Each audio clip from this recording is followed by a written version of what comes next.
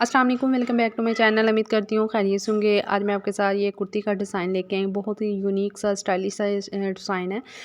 इस वीडियो में इसका फुल ट्यूटोरियल मौजूद होगा। इसकी कटिंग और स्टिचिंग का कैसे हमने किया, बहुत ही आसान मेथड है, बहुत ही आसान मेथड है।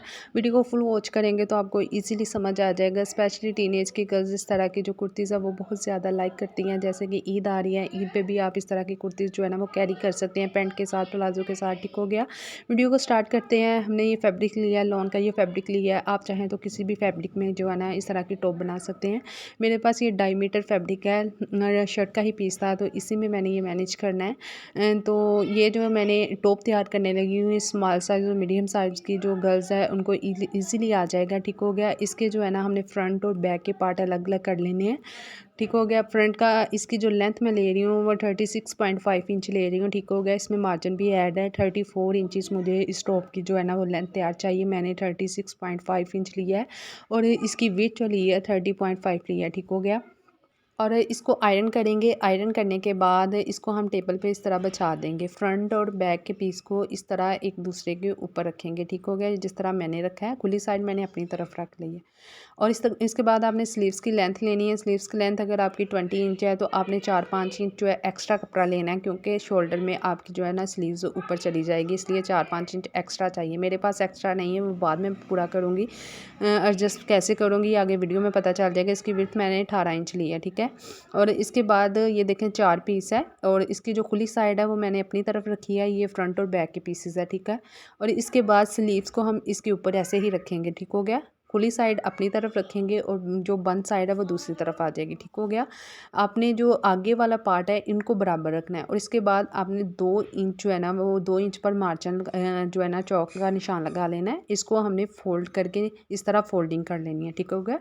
ये फ्रंट और बैक का जो पार्ट है 2 इंच कपड़ा हमने नीचे की तरफ मोड़ लिया है और इसी तरह आपने स्लीव्स के भी 2 इंच कपड़ा जो है ना वो नीचे की तरफ मोड़ लेना है। ठीक हो गया। इस तरह ये हमने स्लीव्स का भी कपड़ा 2 इंच नीचे की तरफ मोड़ लिया है और फ्रंट और बैक का भी कपड़ा नीचे की तरफ मोड़ लिया है। ठीक हो गया। इस तरह और इसके बाद खुली साइड की तरफ हमने इंचिस टेप को रखना है और निशान लगा लेना है। इस साइड पे हमने इसकी जो चौड़ाई लगानी है वो हमने 5.5 इंच पर निशान लगाना है।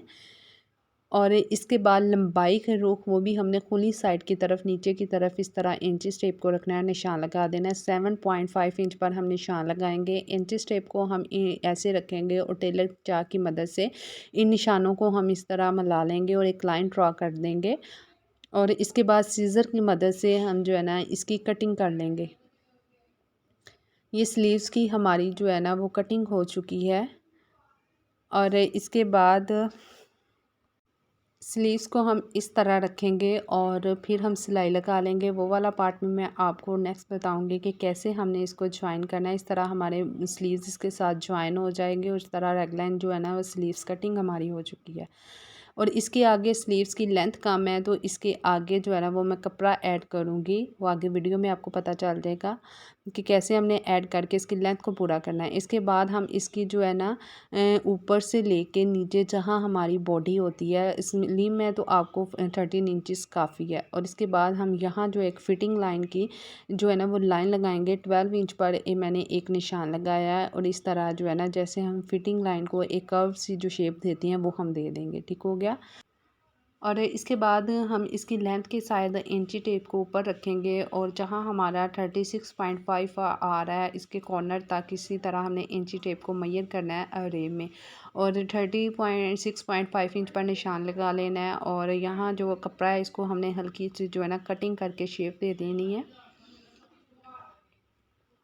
और नीचे से भी हम जो है ना वो हल्की सी गुलाई दे देंगे ताकि हमारे जो कॉर्नर है ना वो साइड से जो कॉर्नर होते हैं वो बाहर की तरफ ना निकले। और यहाँ हमने निशान लगाया था वहाँ हमने हल्की सी जो है ना वो कॉर्नर से जो है ना वो गुलाई दे दी है। ये हमारी जो कटिंग है ना वो यहाँ कंप्लीट हो चुकी है। इतनी सी ही इसकी कटिंग थी। इसके बाद हमने एक पार्ट को लेना है, फ्रंट ले लें बैक ले लें, इसका आगे पीछे का कोई मसला नहीं है। ठीक हो गया।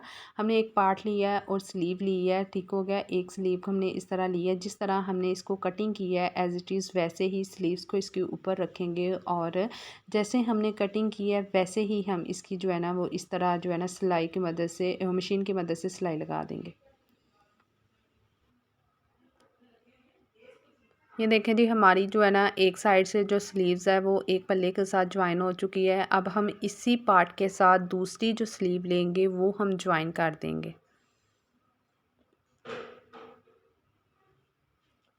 ऐसे ही हम सिलाई लगाएंगे जैसे जो इसकी जो है ना वो कटिंग हुई हुई है। अब ये एक पार्ट के साथ दोनों स्लीव को हमने ज्वाइन कर लिया। अब हम दूसरा पार्ट लेंगे, उसके साथ भी हम ये देखें दूसरी स्लीव्स को इस तरह स्लीव्स की दूसरी साइड को ज्वाइन कर देंगे।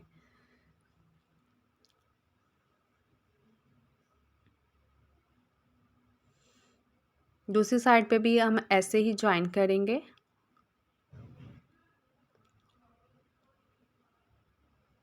सिलाई आपने वैसे ही लगानी है जैसे कि इसकी कटिंग की गई है। अब ये स्लीव्स जो है ना हमारी दोनों पार्ट के साथ इस तरह ज्वाइन हो चुकी है, ठीक हो गया। अब हमने इसका नेफा बनाना है। जो 2 इंच हमने एक्स्ट्रा कपड़ा नीचे की तरफ फोल्ड किया था, इसका हम इस तरह नेफा मोड़ के बना लेंगे, जैसे हम शलवार या ट्राउज़र का बेल्ट बनाने के लिए जो है ना वो नेफा बनाते हैं।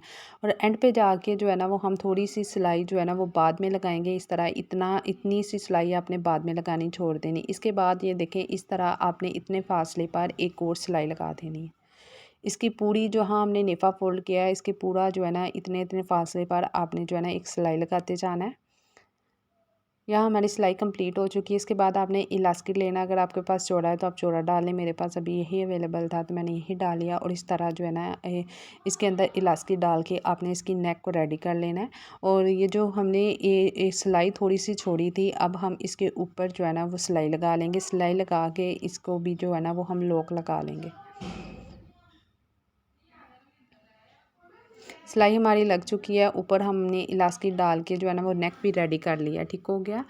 और इसके बाद स्लीव्स हमारी छोटी थी तो स्लीव्स के आगे जो है ना ये 2 इंच चौड़ी मैंने ये लेस ली है, ज्वाइनिंग लेस। ये रख के हम लगाएंगे इसके स्लीव्स पे। सीधी साइड हम ऊपर रखेंगे और लेस की भी सीधी साइड हम नीचे की तरफ इस तरह रखेंगे। और जो है ना ये स्लीव्स पे हम जो है ना वो लेस लगा देंगे। दोनों साइड पे आपने ऐसे ही लेस लगा लेनी है।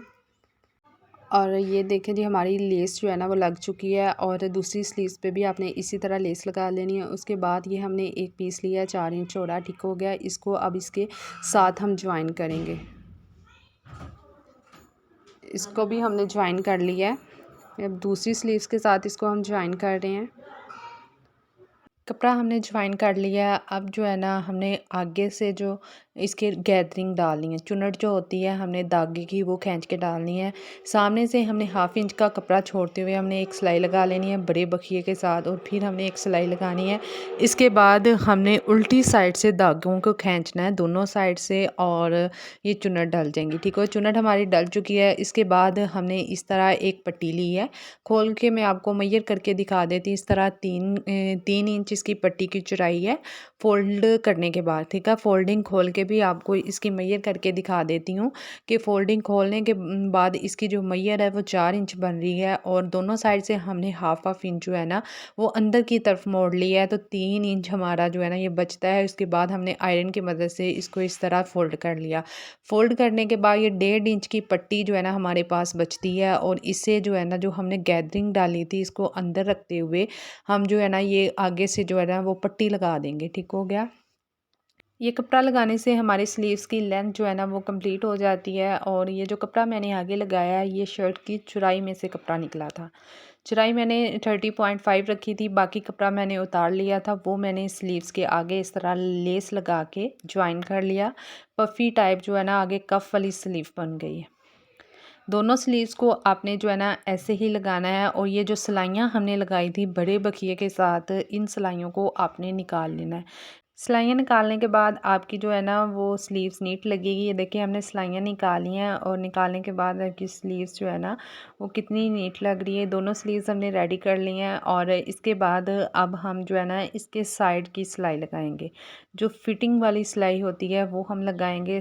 जब हम स्टार्ट से सिलाई लगाएंगे तो हमने बखिए को आगे पीछे करके इसे अच्छे से मजबूत कर लेना टांके अपने को, ताकि जो हमारा टांका है ना वो खुल ना जाए। और इसके बाद आपने जो है ना हाफ इंच के बराबर कपड़ा अंदर देते हुए ये देखें इस तरह जहाँ हमारी जैसे कटाई हुई थी यहाँ से हम शोल्डर से थोड़ा सा इसको ना इस तरह घुमा के राउंड करेंगे और जहाँ हमने जो फिटिंग की सिलाई लगाई थी सेम एज इट इज़ उसके साथ रखते रखते हुए हम सिलाई लगाते जाएंगे। ये हमारी एक साइड की सिलाई लग रही है, दूसरी साइड पे भी आपने ऐसे ही सिलाई लगानी है।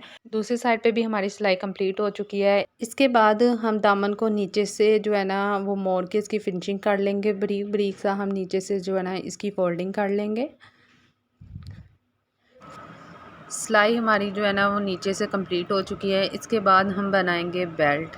बेल्ट के लिए ये मैंने प्लेन फैब्रिक लिया है और इसकी चौड़ाई जो मैंने ली है वो 5 इंच ली है और इसको आगे से जो है ना हम इस तरह डबल फोल्ड करेंगे और आगे से इस तरह गुलाई कर लेंगे। गुलाई मैंने की हुई है, मैं एक दफ़ा फिर आपको इस तरह करके बता देती हूँ कि इस तरह हमने ना इसकी दोनों साइड से गुलाई करनी है। इसकी जो लेंथ जो ली है हमने वो 60 इंच ली है क्योंकि ये पीछे से बेल्ट जो होके आगे ला के हमने इसको बांधना है, तो इसके लिए जो है ना इसकी बेल्ट का लंबा होना ज़रूरी है और इस तरह हम सिलाई लगा लेंगे तो जो बेल्ट तैयार जो रह जाएगी वो हमारे पास 2 इंच तैयार रह जाएगी। ठीक हो गया। और इसी तरह आपने जो है ना वो सारी सिलाई लगा लेनी है।